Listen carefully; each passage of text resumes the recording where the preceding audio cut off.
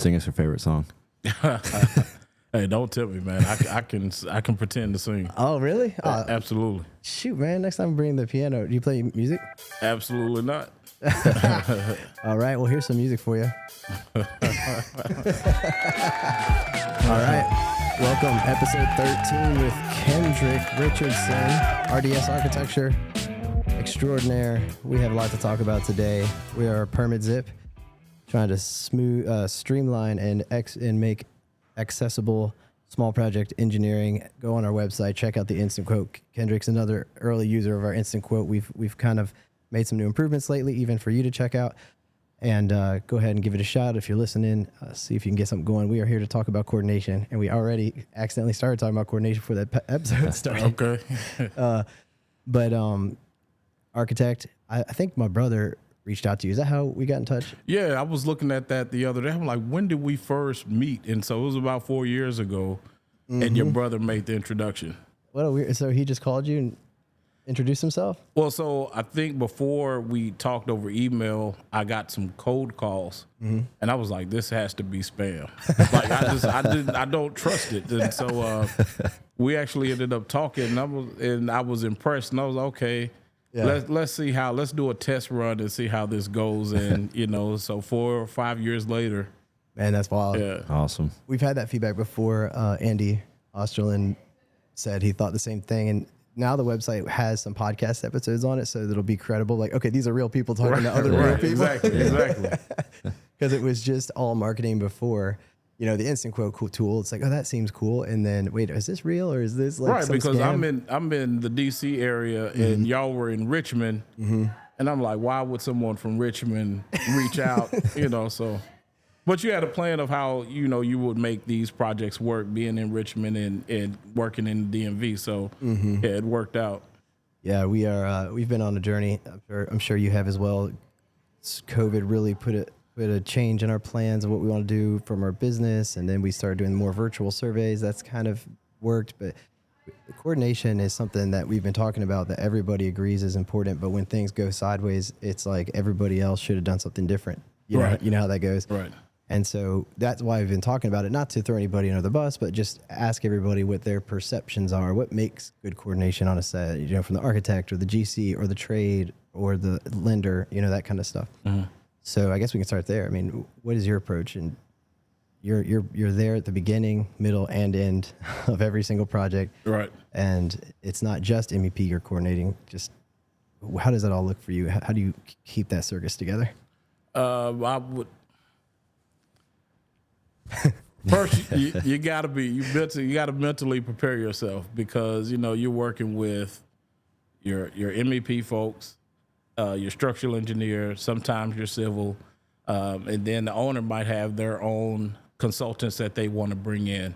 And so really the idea is taking the plans to a certain point to where everybody can use them, but you're not taking it too far beyond where you have to go back and try to, get things to work together. The coordination, it's always been a challenge, but I think that is what our charge is as design professionals, is because we are licensed and trained and prepared to really understand how to bring these elements together. I know enough about MEP engineering just to kind of understand the concepts, but I really look to you guys to really bring it home. And, same thing with structural. And I understand that all these pieces have to fit together. That's my goal.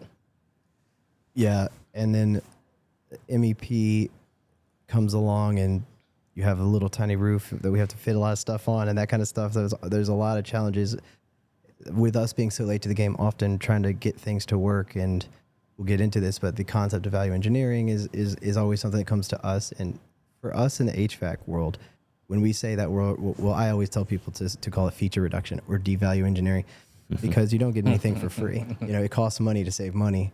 Right. And if you're going to get something for it's not there's not a coincidence that something is, let's say, 6 figures less. There's 6 figures worth of something going away in the features. It's not the same. And in what it is, it's hard to explain to people, is it's moisture removal features that you're losing. And now you have this investment and you have no ability to remove moisture from the air, and now you're just going to rot it out from the inside. So that's what I always tell people. in your world, what are the, aside from HVAC, what other areas do you usually hit when you're coordinating a value engineering? You know, what kind of decisions come into play? In terms of coordination, decisions on my part or decisions for the client? Things that like, hey, we're over budget. What are the low hanging fruit for most projects where you go attack? Well, you said besides MVP. Oh, well, mechanical, that's always one, but Right. but that's always like, that's why I preempted with, that means you're getting rid of the ability to remove moisture. So that I always advocate against. But I know that sometimes lighting packages get explored. Right. Are there any other like architectural things that like finishes? Yeah, I mean, typically that's where you go. It's the finishes, and sometimes when they're looking to reduce the budget, they might take out. They might look at, you know, really some of the furnishings, things that they can do later. Yeah. And what I try to encourage most of my clients is, if it's going to require a building permit or revisions to the plans, that's kind of like your bare minimum. But, you know, if you want to, you know, not build a couple of walls that are not necessary, then, you know, that's really what you're looking into. But that's not really where the major costs are. Yeah. The major costs are really those utility systems and your finishes. How much do you know what percentage of most budgets is the MEP, like in the construction cost side of things? I don't know, but with the number I saw today, Restaurants aren't cheap. Those are Right, tough. Those are right. tough to make work without explaining to somebody it's not illegal to be uncomfortable. So are you ready to not screaming at me next summer when this thing is not going to work? You know. right now I understand your thought about you know, if you're devalue engineering, there's a reason why the unit might cost $100K versus something that's $40K. Yeah. And I think that's fine, but I think in terms of coordination, that's something that maybe we can work better on. If we know up front that, you know, the owner's budget, construction budget for this project is X amount of dollars, then we would know, okay, a $100,000, $150,000 unit isn't going to work for this project. And Yeah, I you don't agree. always get a construction budget because a lot of clients don't want to share that number with the architect because they feel that they're going to use this to, you know, jack their fees up as high as possible. But it's really not the case. It's really, even though we don't do construction estimates, we will look at, okay, we have an idea of where we need to stay within this project to make it feasible so that you can actually build it and operate and run your business. Mm-hmm. Yeah.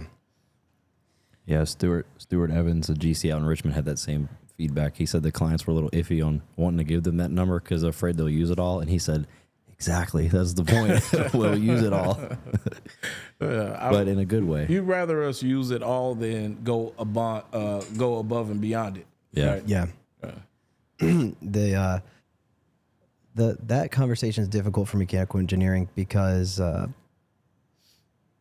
what I like to try to get people to imagine is it's a permanent fixture. If you're planning on, most people, small business loans, that kind of thing, they're thinking 30 years or so. They want to be there ideally forever. You know, it's their dream. And I always say, like, if there's another place to go, let's try to look there first, because if you don't put the right, there's no such thing as over engineering. There's getting it to work less. You know what I mean? So I try to say, is there another, maybe there's some equipment right now in your kitchen that you don't need day one that we could find, because you won't be able to change this $100,000 worth of HVAC. It's going up and it's staying there. Mm-hmm. And so that's a 30-year problem that you're going to deal with that you can't fix. Like, what about this, you know, $20,000 over here that you can install day two? The plant wall. Yeah, we've seen like plant walls and stuff. You know, that's where I like to start. And I also have been learning for restaurants, the best place to start is to say the likelihood of success for your project is directly proportional to the length of your hood. The shorter that hood, the cheaper your HVAC. Just every single time. That's a good point. Yeah, so if you can get an 8-foot hood instead of a 15-foot hood, I mean, that's probably six figures with the HVAC you just cut out of your budget. And it's because it drives the cost of the HVAC. Mm-hmm. And then we can play other tricks we talked about, like maybe we could put a couple holes in these walls and now we can get natural ventilation and we can get there legally. That's how to do it right, you know, because you want it to work right. Right. And when we're here this late in the game and then we have to like take $100,000 or however much out because this other one will work just as good, we have to say, no, it won't. It won't work as good at all. Right. Not even close to as good. That's like saying you can still race in the NASCAR with a Geo Metro. Folks are still driving those. So,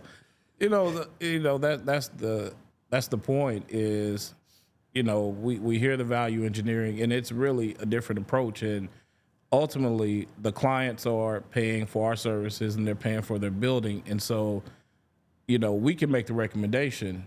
This is what you should or shouldn't do. And if they decide they want to go the route to where, I'm going to get this unit that's less expensive, that's a decision that they have to make. But if we provide them the education and say, I don't recommend it, it works, but these are the drawbacks. And if they make that decision, we have to let them proceed with it.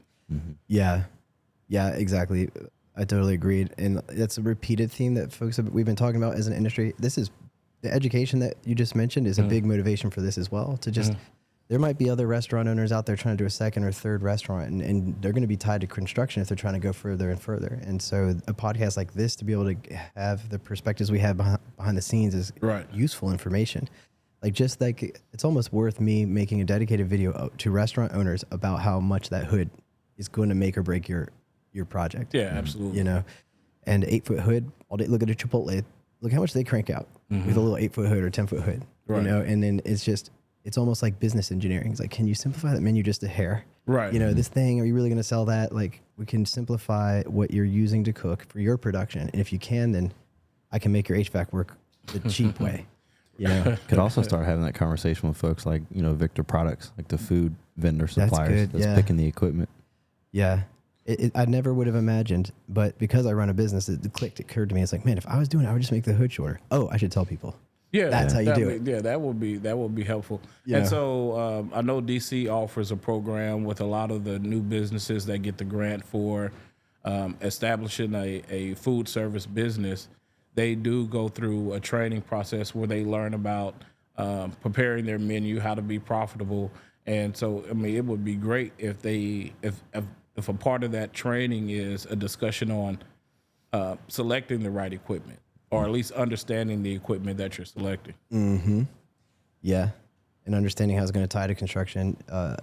It's not something you would ever think about, is that if I'm putting myself in the position of a restaurant owner, my wife's a chef, they're thinking about their menu, their business, what are they going to serve? Like, what do they need to prepare their food? And they're thinking about the cost of that equipment, and nobody knows how directly tied that is to the cost of your HVAC. It is directly proportional. Right. The longer that hood, the more makeup air we need.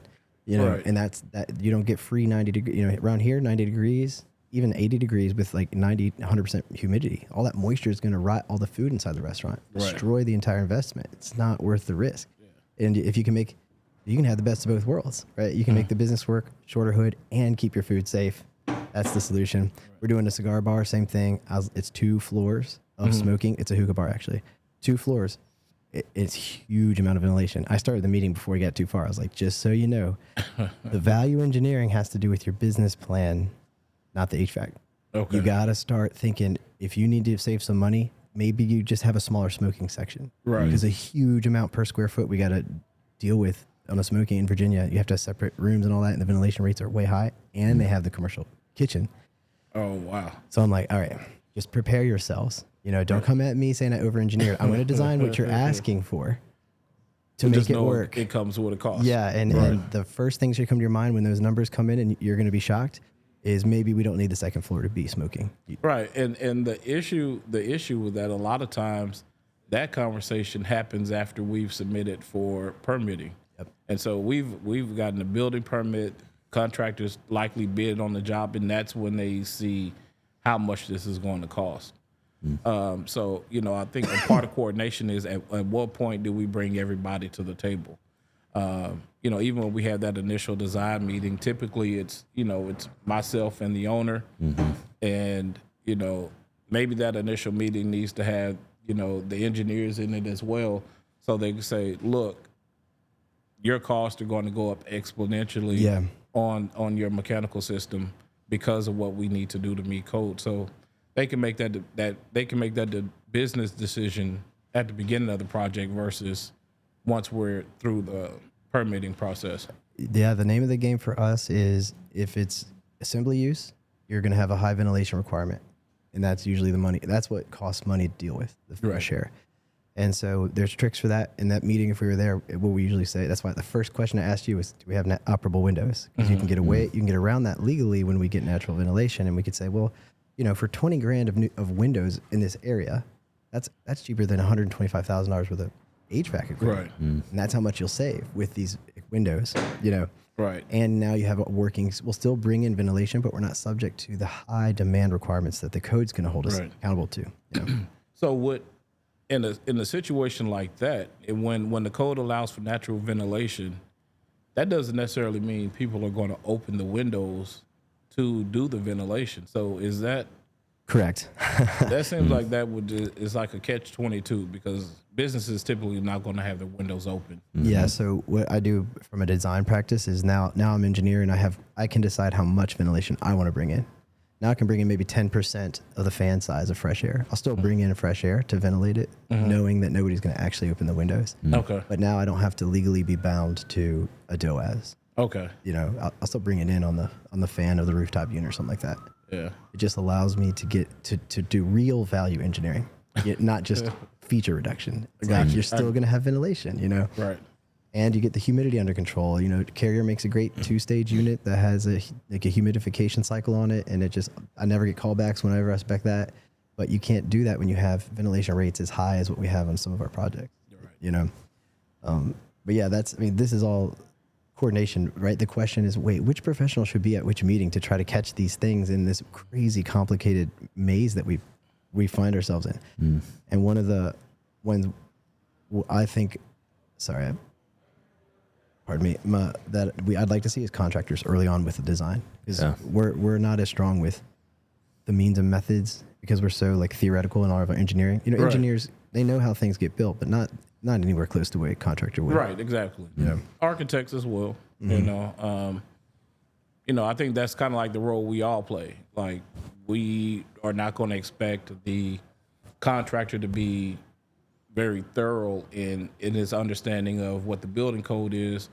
And our day-to-day activities doesn't involve construction, but that's why we have so many folks involved in the construction of these buildings, is because everybody plays their role. And when you have a good team, good contractor, good client, architect and engineers, the process goes a lot smoother. And, you know, that might happen once every couple of years where, you know, it's pretty painless, but pretty much every project is going to have its scenario of some growing pains.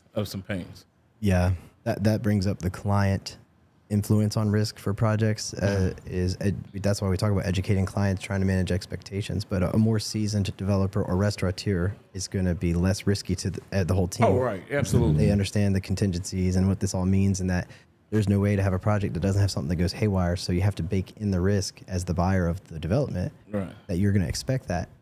You know, you can't expect perfection. And if you do, you better be willing to pay your design professionals $2 million a year to, you know what I mean, to think about every single thing. You know what I mean? Right. Yeah, we could technically, in theory, model everything in Revit. Every single thing we could, but that would be cost prohibitive. Right. So because we don't, then there's no budget to perceive every possible condition. And so we've been talking sometimes that's what I'll do with the developer on the call. I'll be like, hey, we've delegated coordination drawings. We're asking for a separate set of shops to be created. And they're like, well, we don't have the budget for it. I'm like, well, I didn't get paid to do it either. So that means you're telling me they don't have the budget to do shop drawings? Yeah, or even coordination drawings. Like we ask, hey, we've done the engineering, we've selected it. We think the duct will work in this kind of configuration with these sizes, but we need you to sit down and provide a set of drawings with all the trades now that we have sprinkler and this and that, and give us the coordination set before you install it. But that's expensive to get done. You know, and it's for light commercial, never gets done. So whenever somebody says we're not doing that, and then they tell me they also followed my plans, I say, no, you didn't. You're skipping the coordination drawings, which is included as a requirement. So if you're going to do that, that's fine. I won't require it, but I need you to acknowledge that you've not paid anybody to do that, including us. We were the engineers. We decided what equipment you needed and what ventilation was required and what energy code you needed to conform to, and roughly how this duct should work. To the best of our ability with coordinating with you. But the details of the means and methods and can this thing work or this or that, that's left to the contractor. And that's why this tour is something we're talking with contractors, because and so when that happens, we end up I love being there to tell the developer directly, are you okay with not paying for it, but agreeing now to pay the change orders that'll be related to it? Because you're telling me you have not paid anybody to do this effort, Right. which means you don't get it for free. Yeah, I think that'll be a challenge for a lot of developers and clients, because the way they look at it is that's what our plans provide. Yeah. And so a lot of folks don't understand there's a difference between a permit set, Yep. a construction set of plans, and I mean, it's different price points. Yeah. Can you dive into that a little bit for those listening, what you mean between those differences of permit versus construction? Right. So a permit set of plans addresses the issues that the code is looking at specifically. Mm-hmm. And so, we'll document how people egress through the building, the size that the door needs to be based on the number of occupants. We'll show wall details of essentially, this is, you're doing drywall on stud, and this is the R value of your insulation. That would be a permit set. Yeah. And R value of the roof, that would be a permit set. A construction set of plans would get into the nuts and bolts of how does this wall tie into the roof? How does this beam pass through the floor, and how is the floor connected to that beam?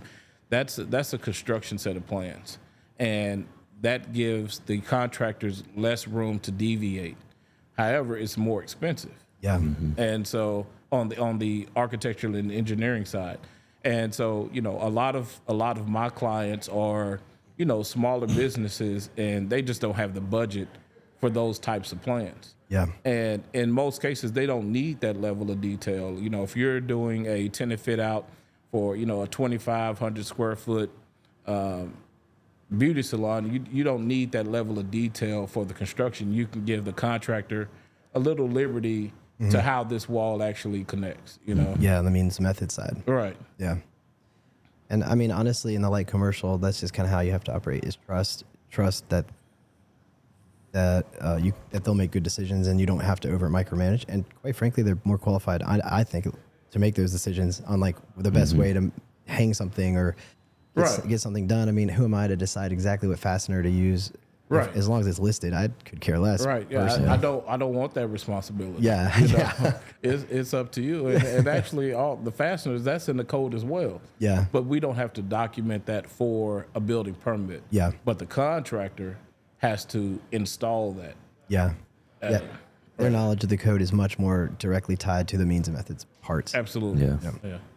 And ours is so abstract, occupancy definitions and egress and how to get people out and all of that good stuff. And theirs is, I think that's why it's perceived that the engineer didn't do their job when there is any level of conflict in the drawings, because they're very much connected to the physical world. They don't realize that that's pretty much 5% of our effort. We're completely in the code study, load calculations, consulting on how the space will be used, windows or not, the conversation we just had. That's where we stay, and that's what the budget has available for it. And then we try to make a reasonable assessment about what can work. That's why I like to have a trade with me in the early phases, because it's nice to be like, hey man, what do you think? What's the easiest way? Here's what I need. I need this much, and we need these pieces of equipment. What do you think would be the easiest way to get your duct here? And I'll draw it that way. That is primo design for me. Trust the person that knows how to install it to tell me the duct route. Right. It's not that's not really what the mechanical engineer does. It just so happens to be the most annoying thing in every construction project. So it kind of gives the impression that's what we do. Right. And then on the flip side, you need your trades and your contractor to trust what the design team has put together, that it meets the code. And so it goes both ways. Yeah, because when you have somebody saying, well, we could just do this value engineering, you're like, no, there's a lot of code reasons we can't do that. I have what you're speaking on. I haven't looked at it yet, so I don't know. I don't know what was proposed. I don't know what was proposed, but so I kind of do based on what I heard him describe it. I was like, no, that's not gonna work. We have this conversation once a week. It seems like. Oh yeah. That's we try to get creative with how to preempt that, because that's we hear that exact. I almost knew exactly what was going to happen before he even described it, because that's how often I hear that, and we have that conversation.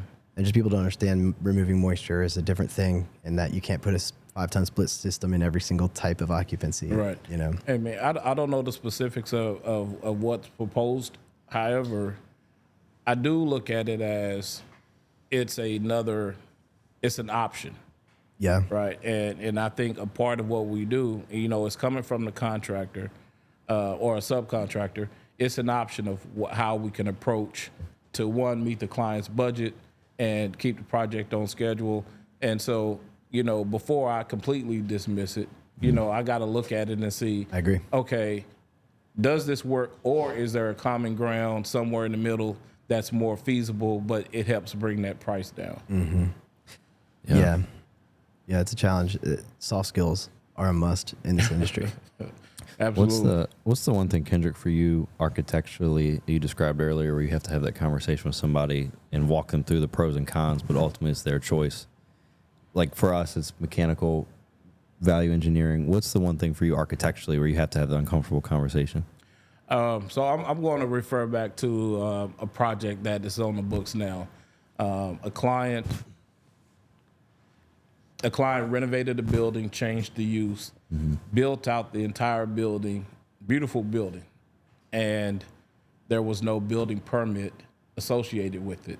So when he went to get a use and occupancy, they said, no, because you changed the use, you need to get a building permit. So when I stepped in and, you know, walked the building, did the survey, realized, one, you need a sprinkler system, which wasn't installed. This is building's probably 15,000 square feet, and the occupant load is over 300. And so, like, you need a sprinkler system. So you have two options. One, we can reduce your occupant load by, you know, reducing, you know, some of these spaces that has the high count, so that we can get below the sprinkler requirements, or you can install a sprinkler system. And so, you know, the challenge with that particular client was, like, they needed that occupant load so that they can make their make the building worth it. And so, you know, that was a conversation where it's like, okay, you have two options. You have to choose which path you want to go. One, I mean, they both are going to have their drawbacks. Either it's going to have the financial impact of installing a sprinkler system, or a financial impact of you not being able to accommodate a number of people. Yeah. One of those sounds more predictable than the other. So, yeah, occupant load triggers a lot of costs generally, right? Absolutely. Sprinkler comes up. What other things will end up showing up? So a lot of issues come up with the number of exits Yeah. that are required. And, you know, depending on how you're building, you know, in DC, you might not have access to all sides of your building to egress. Yeah. And so that creates an issue, because now if you have to create a second or third means of egress, now you have to have almost dead space in your building so that you can exit out of that building. And it might be at the same front entrance. Like a dedicated corridor or something that cuts right through all of it. Right. And so that impacts your space. Yeah. So it presents a huge challenge. Yeah. So talk about coordination, right? I mean, like just the need that the requirement that an architect has to be so generally knowledgeable about all of these other trades and when they may or may not impact your ideas. Right. To me, it's just mind blowing to think of how much you have to be generally knowledgeable, and then the expectation that you have to almost have flawless foresight. Yeah, flawless execution. Yeah, I mean, you know, because you're like, I think this could work, and then something shows up, and then the professional comes and rains on the parade of the idea, and then does it happen in that case? People look at you like, well, why didn't you think of this? Oh yeah. You're like, well, I'm not a fire safety engineer, you know. That's why. It happened. Trying to think when it happens. It happens regularly. Yeah. I mean, it's that expectation that, one, they're paying for a service. You know, you get it to an extent. Yeah. But, you know, you almost want to say you can't expect me to know everything, but they pay you expecting you to know everything. And so what I try to be really honest with my clients and let them know that, you know, we're looking at the picture as a whole, and we're going to try to address everything we can. If the issue comes up, then we'll figure out a solution. I mean, that's one of the reasons I enjoy architecture and became an architect, because I love the problem-solving component of the building design. Probably even more than the design, I like solving the issue. Yeah. And when you solve the issue, whatever it is, whether it's on you or one of your consultants, you have almost this level of achievement because you figured it out and you figured out a solution. You leveled up. Right. You ever play Zelda? Yeah, that go. Not now. Oh yeah. I mean, back in the day, playing Zelda. Yeah, I've played actually- Zelda as a grown adult. I've actually started playing it That's crazy. We lately. definitely don't play Zelda a lot. Yeah. Nobody on this side is playing Yeah, we Zelda. definitely don't play Zelda when you want an R5 response. Yeah, we're not podcasting and playing Zelda all day. No way, huh? Yeah, my son has been playing, and now Carter got it, and we I don't know. I need to go back to engineering. But yeah, Back to work. but it's like leveling up like that. The more you work on it, you level up, and you have this achievement, this new knowledge. Now you can use it for the next goblin that you face. Exactly.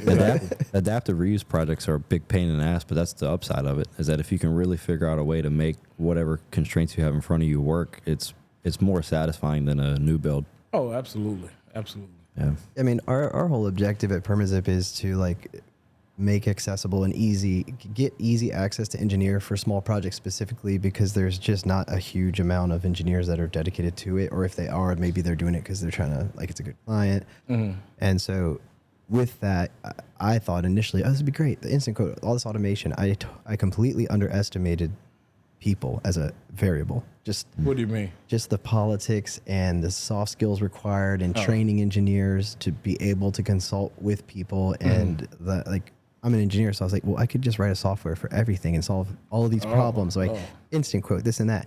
But then I never had anticipated getting into it, how difficult it would be. Let's just say getting the authority having jurisdiction to kind of be okay with certain ideas, or if their interpretation of the code is different, or the conflict resolution, that skills that are required in the industry. Right. Those things.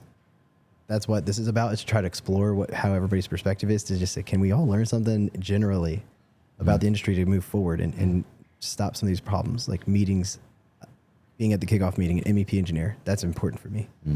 That solves a huge political problem, which is we usually don't hear from the contractor until a change order is on the door. And it's like, let's get ahead of that and just make sure all of our assumptions are aligned. I assume these things when I made this design. What did you assume when you made your price? Let's just be honest about what scope gap might be here, so we can address it now and accept the risk as a team, what that means. And so are you referring to the kickoff meeting of the design of the project, or the kickoff meeting of construction? Yeah, like the first, you kick off where the contractor is going over general conditions and stuff like that. And like you said, if MEP is the first thing on the chopping block, then we should definitely be at that meeting to advocate for why we may not want to do that before it's too late and lead time's a problem and all that. Or set the expectation. Yeah. Yeah. So I mean, like we said earlier, by that point it's late. Yep. Because we've already gotten a building permit. So that meeting with the contractor, and the contractor's not always identified at the beginning of the project, but that meeting needs to happen when we're in the initial stages of design. Yep. Both sides. Yeah, so I know that we meet, and I provide you a schematic for where we're looking to go, give you an idea of what I'm thinking, and you propose your idea to me, and generally I'm okay with it, unless I'm changing a couple things here, but generally I'm okay with it. I'm not thinking of I'm not pricing your fixture. Yep. I don't have the time or the bandwidth to do that, Yep. nor is it my responsibility. However, if we have a contractor on board, that would be the meeting that they need to be at. Agree 1,000%. So they can say, okay, this approach isn't going to work. Yeah. Like the constructability, lead time, feasibility person to just keep keep our ideas that are highly code based and, for the most part, in check with the reality of, I just found out that these things aren't on the shelves. Let's not use that spec. Right. That's just missing, and it's too late by the time it gets priced. So yeah, I agree that we've also been talking about that. The cigar shop job, the hookah job, that the GC was on that call was perfect before I even started designing. So I was like, great, you're the person who's probably going to get this priced, and that probably going to say it was over-engineered, because that's what I hear. So I want you to know that it's not, and the client and all of us together to be I want you all to hear, I'm engineering as a reaction to what you want to do in this building. I'm giving you what you need for what you want to do. Right. I'm telling you the driver of the cost is the square footage of the smoking area. So if you want to save money, make that less. if it's part of your business and integral, then you're gonna have to really be. You got to make that decision. Yeah, you got to make that decision now. Right. So that was perfect time to do it. And the GC was there too, so he knew. I could tell him, I know what I'm talking about. I can answer all the code related questions for you right now, so I can get credibility on why my idea needs to be there. Right. Before it gets way down the line and nobody knows who I am. It's so easy to be like, who's Mr. Engineer? This fucking over engineering this shit, bullshit type stuff. And then now the trust is not there. Right. You know? Right. So trust building, trust hurdle stuff early on is a big part of that. I talk about the politics. Right. Like getting that trust before get to know each other so that it's a little bit more like welcoming when ideas come forward, so that you can just brainstorm in a more friendly environment, you know. That's what I've learned is how to master the art of what meeting needs to happen when from a process standpoint. Right. You know. Yeah. So if there's ever a contractor, when there's a contractor available on projects, I definitely want to bring them earlier. But I'll, moving forward, I'll make it a point that they can speak with the consultants as well, that everybody's on board. I mean, I would rather that. So we've been trying to ask ourselves, what's most valuable to other people? And I've realized it's not me sitting for 10 hours trying to make a new design and then getting frustrated if they don't like it. It's 1 hour phone call. Right. Maybe I don't even have to do the other 9.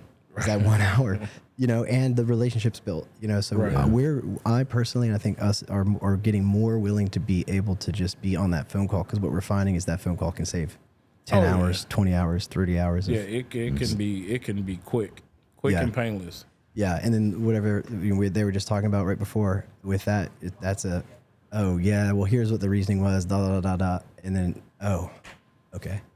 Or but still, right. We still need to. I'm like, all right, well then we're going to need X, Y, Z from the client. They're going to need to acknowledge what this means to save that money. What they need to acknowledge the cost of saving this money. Right. So what it sounds like you're saying is the client is going to have to sign off saying, if I make this decision, this is what that impact is going to be. Yeah, as long as it's not illegal, which I would not be able to allow, then it just becomes if we don't get them to say it, even in an email, I'd be like, hey, that means this. Are you okay with it? And they say yes, then we're protected, because I guarantee you, in my experience, no matter what is said out loud, when the summer hits, that's always the engineer fucked it up. Right. Hey, but I mean, even still with that, clients, also people have amnesia. People, not our clients. People have amnesia. Say, we never had that discussion. Yep. I didn't know that when summer came that it was going to be humid in my space. Yeah. And you didn't explain it to me. Yeah. And so, that's a challenge, because I feel like even if you had a conversation and sign off, it's still going to come back and become an issue. And it's like, how do you, because you ultimately want your clients to be happy. Yep. Because all these are referrals, so somebody has to figure that out. Yeah, well, that's why I've realized, and studying and thinking about it, for me, for HVAC, it goes to the root cause, which is what they want to do with the building is the problem. It's not the equipment I selected. It's forgetting that they may need to change the expectations of what they want to do. Right. Assembly use stuff, like it has to be smaller. I mean, sometimes the entire thing just has to be a smaller building. Another architect said that. It's like some people forget that that's an option. You can still make it work with less square footage. Right. Yeah. I mean, like I said, it depends on where you are in that process. Yeah, true. Yeah. If you're already permitted. Yeah. Or, you have a lease. And you signed a lease before you. In most cases, I encourage all my clients, before we start designing anything, have a lease in place. Yeah. Unless you want us to do just a survey and kind of like a building code assessment. Yeah. But generally speaking, I want you to have a lease in place, because once we begin that building process for work that's been done, if your lease falls through, you still have to get billed, because, myself and my team have put this time into your project. Yeah. People don't realize it's a consulting service. It's not a widget that you're buying. It's the hours of time that go into thinking about it, whether or not anything happens. Yeah. And so a lot of clients don't really, they don't not appreciate the plans, but they just really see them as documents, right? Like a transaction. They see them as paper or a PDF speaking. But what they really identify with is that built environment, because that's a product they can see and feel, and that's tangible. And so, like I said, those initial conversations that we could have, maybe that's where we kind of make these plans come to life so that they can understand this is the tangible aspect of the plans. Because if we do this properly, if we space plan properly, provide the adequate power and plumbing systems, then when they get out there to build it, you'll understand why this is necessary. A contractor designing the building just doesn't work 95% of the time. Yeah. And an engineer designing the building is just as bad. Yeah. Damn engineers. engineers. Engineers cannot design buildings, but architects can't design MEP. So that's why I'm saying, in the beginning, if we make this plan tangible, something that they can see visually, although it's a PDF or a sheet of paper, then they can, start to develop more of appreciation of the effort that goes into the design process. That's a good point. That most owners don't even know how to read the drawings. So how do they visualize it? It's tough. It's they're trying to communicate all that's locked up in here, and it makes your job even harder. That engineers were not notoriously great communicators. We're a weird bunch, anyways. So. MEP is usually cool. I'm not. But structural. I don't. Structural. I think they have the hardest time communicating with clients. I don't know why that is. I'd have never thought that. I know, right? I thought it'd be Todd. I thought it'd be electrical. You got to meet our friend Todd. He's a cool guy. Structural. He just started a solo practitioner. He's a structural engineer. Yeah. He's got like 20 years experience. He's really good with people. Got a great communication skill. Okay. He's Evolve Structural. Todd Burge. He's going to be on podcast too. Okay. Yeah, he's great. Yeah, at the little social club up there in Richmond. What's it called? It starts with a B. Yeah, he's cool. If you need I'm sure you got great structural engineers, but he's just easy to talk to, good communicator. Yeah, my structural engineers are great. They communicate with my clients amazingly. So no issues with my structural engineers. Respect to the structural. Hey, y'all can get on the podcast and talk some shit about the MEP guys. All the duct works that you guys have, space in the ceiling. How we don't put our rooftop units anywhere close to make sense for your structure. Right. Generators on the roof. Yeah. What were we just talking about though? Zelda? That was 2 minutes ago. Yeah. No, there was something we were talking about. Oh, the client, the risk of the. I just wanted to ask you, what is your ideal client? What makes a good client for you? Pay a lot of money? No. Pay the bills on time? No. Bills on time is absolutely. Yeah. Clients that are really just open to the process. Yeah. Because, you'll have clients who tell you what they want and then you explain to them this is how you do it. And, sometimes you get a client that just offers a lot of pushback. And so that just makes it challenging because you ultimately know what you have to do. And so you have to figure out a way to get there and have them understand or accept that they're going this direction. So the ideal client is someone who's open. That's a hard question. I think that question is kind of broad. Yeah, it is. I mean, for us, I would agree. Somebody who respects what the profession is doing. Yeah. That what it is that we do and trusts the decisions that we make on their behalf. Right. So your clients are typically architects, right? Architects. We work with developers and design build with the trade sometimes. Sometimes the design build with the GC directly. Okay. So it's a mix. Yeah. All right. So are you often dealing with say a building owner or a tenant directly? When the tenant hires us, yeah, but usually it's indirectly through a GC, trade contractor, or an architect. Yeah. Or developer. Yeah. So I'm speaking in terms of a business owner or a business tenant. Yeah, that's another that we don't get exposed to a lot of that. So you're the liaison, the technical liaison for all the project directly to that owner, and so they have their Pinterest board or whatever, and you got to somehow take all this code fire hose information and describe it to them to try to let them understand. Right. So my ideal client, I'll say this: my ideal client would be a client who, when we walk into their space, the first thing that they don't say is, I want this wall to be purple. I want carpet here. That's what I don't want. Yeah. Because that doesn't help me at all.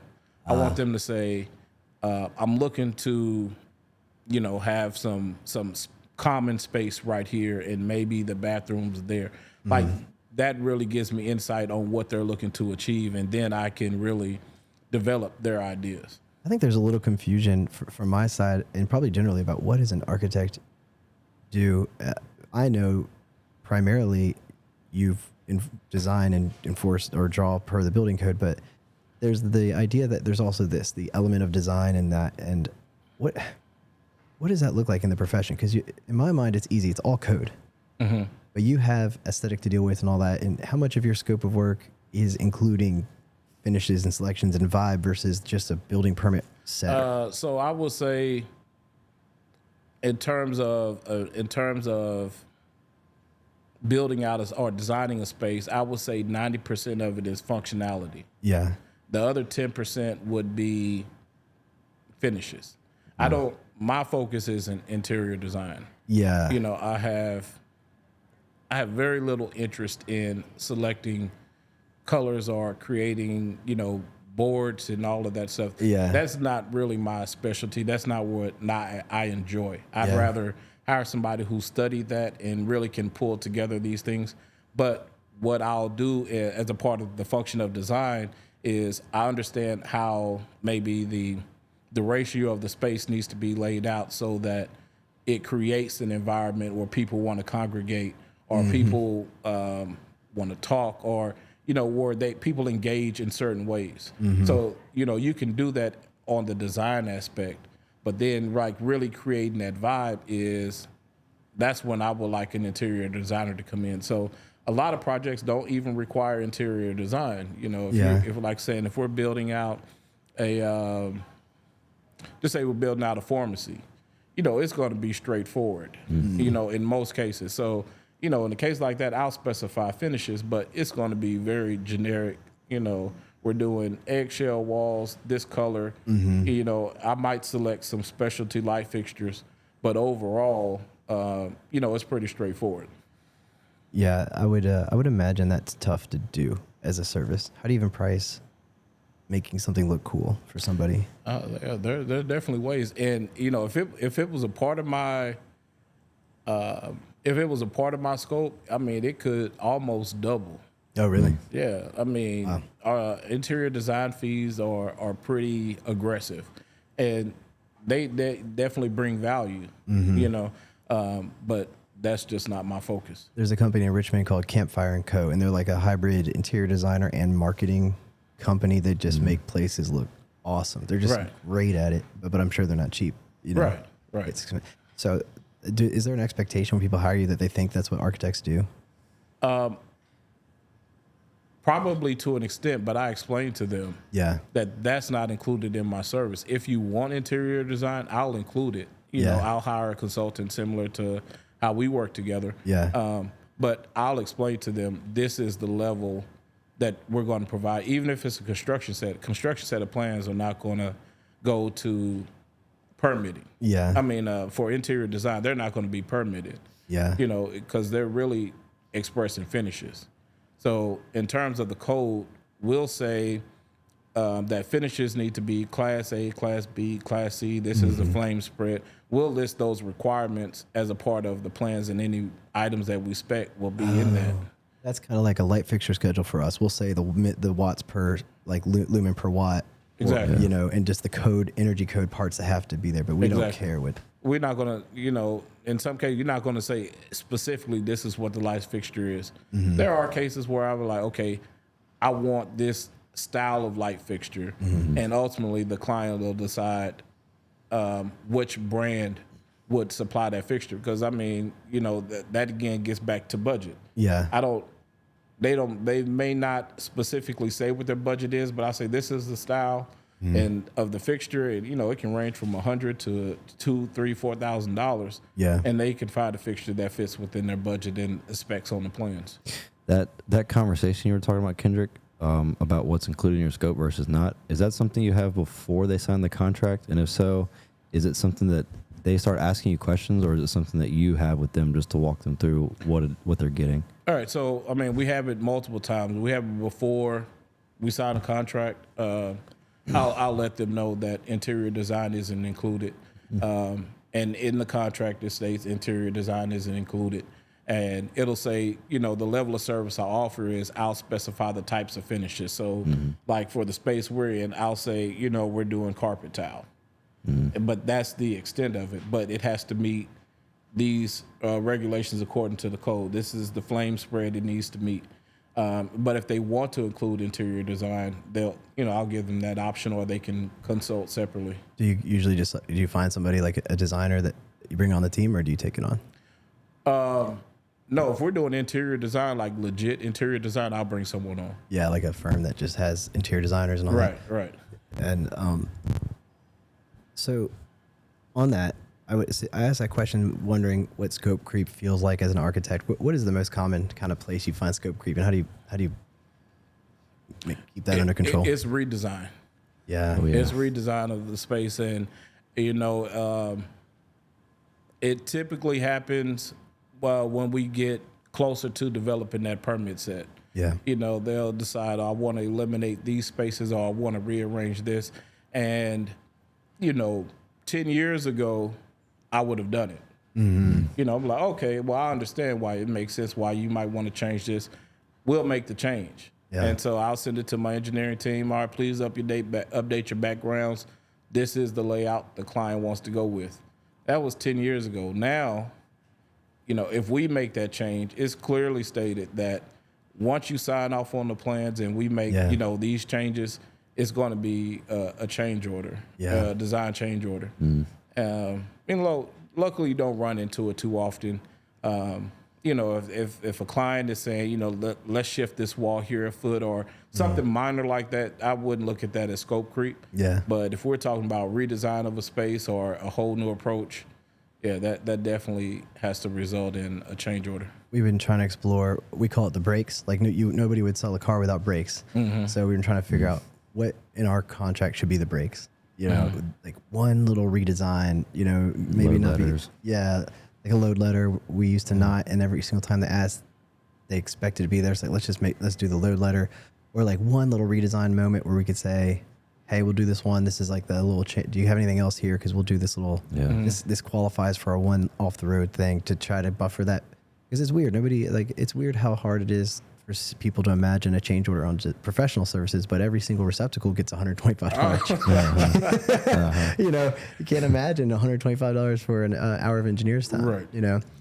That one's tough for us. Yeah. So we're on coordination, and I wanted to ask you as architect, what is your ideal? I'll do two questions. I'll ask them in order. What's the most annoying thing about MEP engineers that pisses you off? Don't worry, you can talk shit about us. You could just, I would say a slow response. Yeah. So, and this is why. And, I understand, we all have a lot of projects going on. And, when we're in the day-to-day design, we get stuff out. We get it, hit the deadlines, get it to the permit office. But once it's in construction, now we're under a different time crunch. And so when the contractor needs an answer, of course, they bring it to me. I have to have them submitted formally as a way to protect ourselves.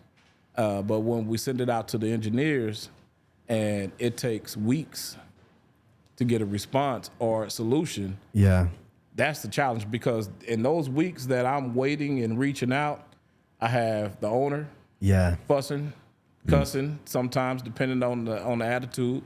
I have the contractor cussing, and mostly cussing. and you're trying to keep that calm, because I understand that the engineers have things that they need to do. They have to do their due diligence. But 2 weeks, it's like we need more sense of urgency so that we can get it off the plate. Yeah.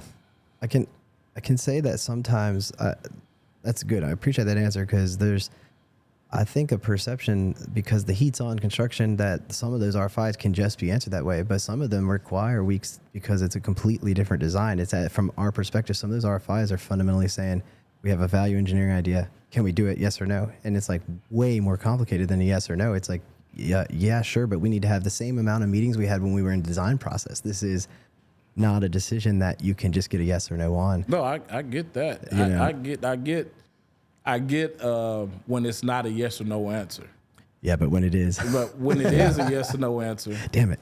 you know, that's an issue. Yeah. And when it needs more time or more attention, saying, "Hey, I need a week to really study this." Yeah. Because then I can set expectations. Yeah. That's true. And when that week is up, the folks are calling cussing again. Yeah. Yeah. And so then that's when I had to reach out to my engineers and say, "Hey, what's going on?" Yeah, we engineers, I think, really struggle with remembering that they have to communicate externally, and that our thoughts, we might be thinking about this thing that you've asked us for a week or two or whatever. If we have an RFI from you, we've been thinking, we've most definitely been talking about it internally, but then we just completely forget when I get the text from you, like, Kenny, where the hell? I'm like, oh shit, I forgot to even tell Kendrick that we're like almost done with the thought. We just dove straight into it. It's like, shit, we forgot to even tell anybody we've got to get better at like acknowledging. Yeah. Hey, just so you know, this is kind of a difficult thing for us to unpack. Like, we don't even know where we're going to be for another week as we go through this question, if it's going to be that kind of thing, so that you can then manage the expectations outside. Yeah. Most of the time, that's an acceptable answer if it really is something like that. But if it's a situation like that, and we know that that's the answer, instead of just telling people that's what the situation is, which we should do, we'll just get into solving the problem, hit a roadblock, and then it's like no one knows what the hell's going on. We should have just said, hey, look, received. This is going to take us some time to get into. We'll probably reach out to you in the meantime. Yeah, but, you know, saying it's going to take, I'm going to get back to you. Yeah. Is it helpful? You know, if it's, I'm going to let you know in 2 weeks or 1 week, that's something that, you know, that's easier to work with. You know, it could also be like, we go back to the phone calls. Remember, I described on the old days when we first started working together, we would just go straight to production with everything. 20 hours. And it was just like, what the hell? And now when that happens, instead of just being like, hey, we'll get back to you, it's the phone call. Like, hey, let me get I always say, let the nerd talk to the nerd. And then you can be the listener of the two nerds so that you understand contextually how this impacts the project. But that's the fastest way to get a solution, is the nerd that's saying this won't work, talk to the other nerd that says, well, that won't work, so that they can directly say, oh, and I didn't know that it was an energy code thing. And like, yeah, well, then you're sitting there watching these two nerds do their thing. And then in about an hour, we'll have a new design basis that's going to move it in the right direction, as opposed to us isolated in a tower. Right. Just working for 20 hours that goes nowhere, and then that's 2 more weeks of delay in construction. Yeah, I mean, but that's the benefit of kind of where we are right now. We don't all have to come together and you know, schedule all these meetings. We can just jump on a call and it is literally, it can be a quick conversation and just to have a meeting of the minds. But yeah, I mean, that will be my gripe with engineers. Damn engineers. That's the benefit of the phone call too, is like Jacob was saying, a lot of times what we need to do is just understand what's the intent. A lot of times we'll get an RFI proposing a solution, and we immediately start analyzing that solution. We forget, it's like, what are you going for here? Is it financial? Is it physical? What's the constraint? And then we can address the problem a lot better if we know what the intent is. Yeah, the thing we were talking about. It's the space, the weight, all these constraints. What are these constraints before we just assume that we have to answer the question? Right. Yeah. And so, you know, that particular situation, you know, we're going to have hopefully we'll have a meeting with the structural engineer on Friday, because, you know, the weight may be an issue. Yeah. And so, you know, after hearing, the contractor speak, you know, now they're proposing an alternate solution. So now, is weight still going to be an issue if they select this new approach? Because now we're looking at smaller units, multiple units, and so it's almost like the issue is starting over. Yeah, and that's what's, you know, frustrating at this point, because I mean, it's what we signed up for, but you just don't want to have to go through it multiple iterations. Another challenge for that RFI, waiting for the engineer, is sometimes the answer to the question isn't even an engineering solution, and we don't know that yet. And I'll give you an example: the windows we just talked about, right? Sometimes the solution isn't changing the engineering; it's putting 2 windows in the wall. Like this DOAS, if it's a problem, well, instead of the $100,000, whatever, what if we're gonna save? We're not gonna spend this $100,000. We can get that out of the budget. But what I need you to do is spend $10,000 on windows. That'll save you $90,000. Right. That'll get you. You know what I mean? That it's a different discipline that can solve the problem. But having a little bit of cross knowledge of each other's and how that might work and construction costs is such a complex answer to some of these RFIs. Right. That's why the phone call makes sense. Like, who are the biggest nerds, and let them get together and talk to each other about what the intent of the what we're after, and seeing who can offer the best solution. And Right. A lot of times when I get an RFI like that, I'd like to send it to you in writing just so you can digest it. Yeah. And just have an idea, because one thing that's frustrating to me, I mean, when you work, during daylight hours, you're getting calls from all of your projects, clients and engineers, prospective clients, and it's taking you off task. And so a lot of times, particularly when I send you all RFIs, I send it to you because I just want you to have an idea of what's happening, so that when we do have the conversation, it's scheduled more than likely, and you can already know where we're coming from with the issue. Yep. So, okay, the other question, what to you makes a good coordination set? I mean, what makes good coordination on the MEPs in your mind? Simple coordination. And I haven't had this issue with Permit Zip. I've had it in the past where it's simple things where there's a diffuser, where there's a light fixture. Yeah. And like that is the most frustrating thing, because I'm not gonna say I'm an old school architect, but I've been in the business for a minute. Yeah. And so MEPs are typically all in house. Yeah. And so you're looking at like, why am I coordinating things that you should have coordinated? Yeah, I agree. And so that's probably my biggest gripe in general with engineers, MEP engineers. But I haven't seen it too much recently as far as coordinating between the trades. I think what we found, the way to increase the likelihood that we're coordinated, since we have a low budget for thinking about every condition, right? So that means we have to reduce the number of conditions that we have to think about, which means we have to increase construction tolerance. We just need more space for our stuff. Oh, that's easy. Yeah, that's one we've learned. It took me forever, but we used to just be so accommodating to like these tiny little spaces here and here for equipment, and it's like 13-foot ceilings. Yeah, ceilings that are like mounted directly to the concrete, and say, can you put your ductwork in between the gyp and the concrete? There's never enough space. I know. Right? But as far as the coordination, I would like for y'all to say, look at the, if there's a beam, look at how your pipes are running, and look at all of that. I would like that to happen. I don't expect it. I mean, that's what I look at. Yeah. To make sure, try to make sure all those conflicts are resolved, or try to identify as many as possible. Why do architects always like ceilings that are 55 feet tall with 1 inch of space between it? Hey man, that must be a young architect that you're working with, because now I'm like at a minimum, I would like at least 3 feet between the drop ceiling and the structure above. Yeah. But I think that just comes with experience. Yeah, I agree, man. And us too, like being unwilling to say, listen, if you want to get the tolerances tighter, then that means our fees need to be going up and exponentially to proportional to how much. It's kind of like how when you get point cloud people to model to Revit, it's priced based on how accurate you want it to be. Like I feel like our MEP should almost say, this is how much tolerance we expect for our stuff, like 50% construction tolerance or something like that. That's what our fee is, so that we don't have to obsess over 10% tolerance. If we got the space, we don't have to think about all the conditions, and we can make it work. Right. But we'll see. And well, there was a situation where we had I think it was an exhaust. No, it was a outside air unit. And I think this was an issue both of us should have identified, where the ductwork for the outside air unit came in, and because it had to make a turn to go down the shaft, it was within the clear floor, it was within the headroom space of the building. And I like something like that.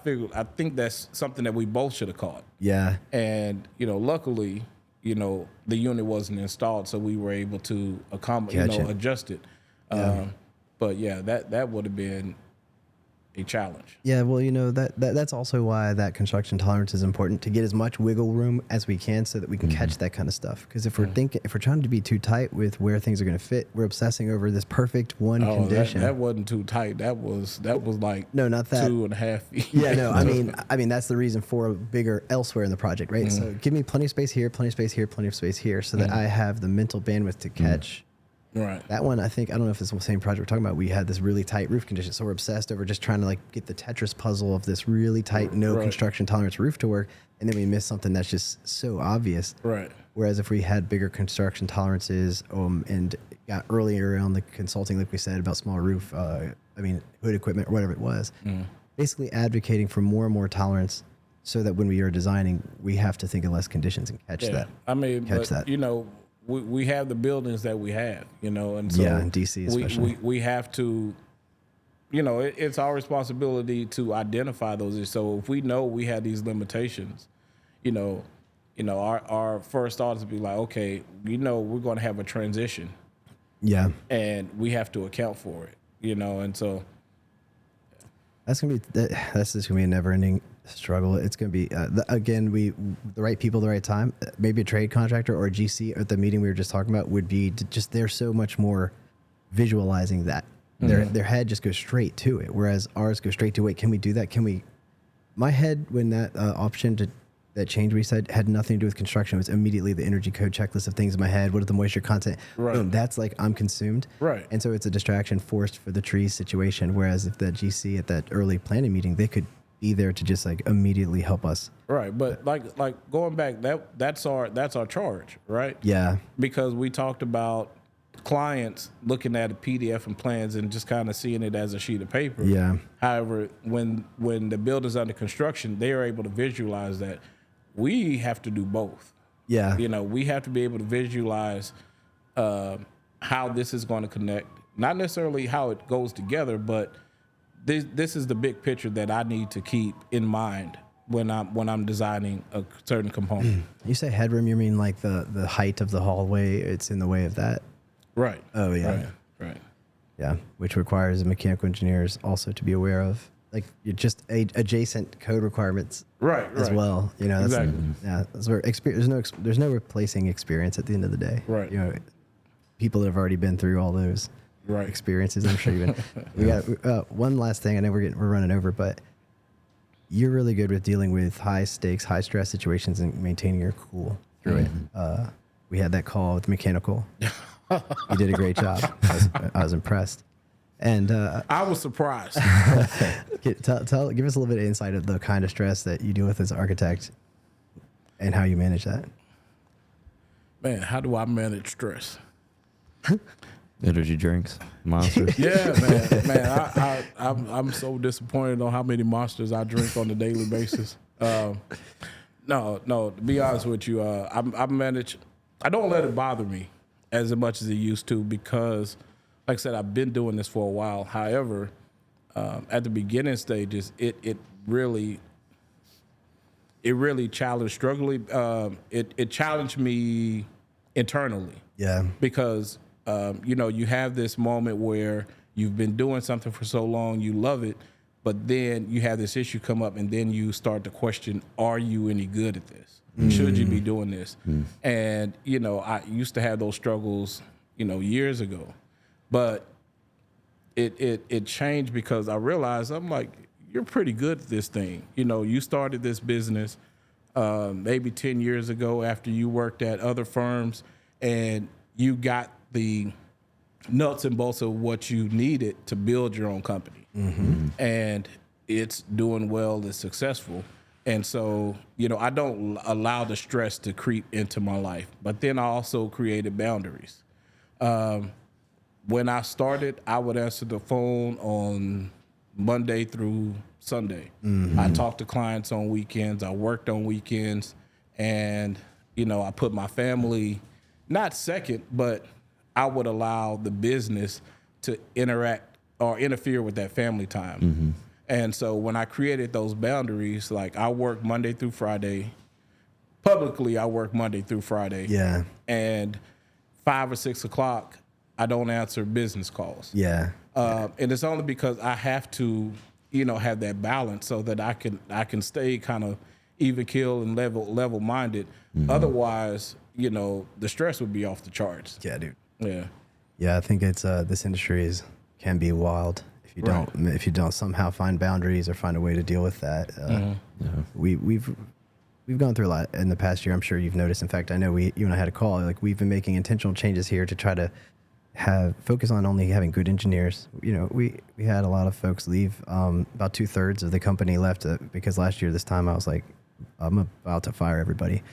I just want only good engineers here. So if you're not, can you please exit? And a lot of people left, and almost every single person on my list that I was like left, and we didn't rehire, and now we're just way better, and that makes it less stressful to trust that the engineers are handling good decision making. And a couple of bad clients also, we just decided to stop as well. And then trying to redefine or try to explore these kind of things to figure out what can we do to provide the most value to the industry. We made a lot of assumptions of what we thought people would value, right? And just like let's only give people what they want and stop doing all the extra stuff. Bro, give people what they need. Yeah, I mean that's all they want. Because I've also noticed a lot of times when you go above and beyond on things that are not requested, a lot of times they're not appreciated. Yes, and not valued.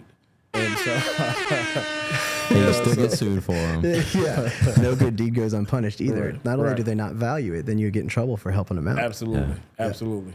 Yeah. Well, we're gonna have to call that. We went over by 15, 16 minutes. Kendrick, this has been an awesome chat, man. Hey, man, I appreciate it. We appreciate you being here. Yeah, absolutely. Yeah. And it's been a long time coming. We've done a lot of projects. So. Yeah, absolutely. Until next time. Until next time, Kendrick, check them out. How do they get a hold of you? RDS Architecture on social media, RDS Arch, ARCH.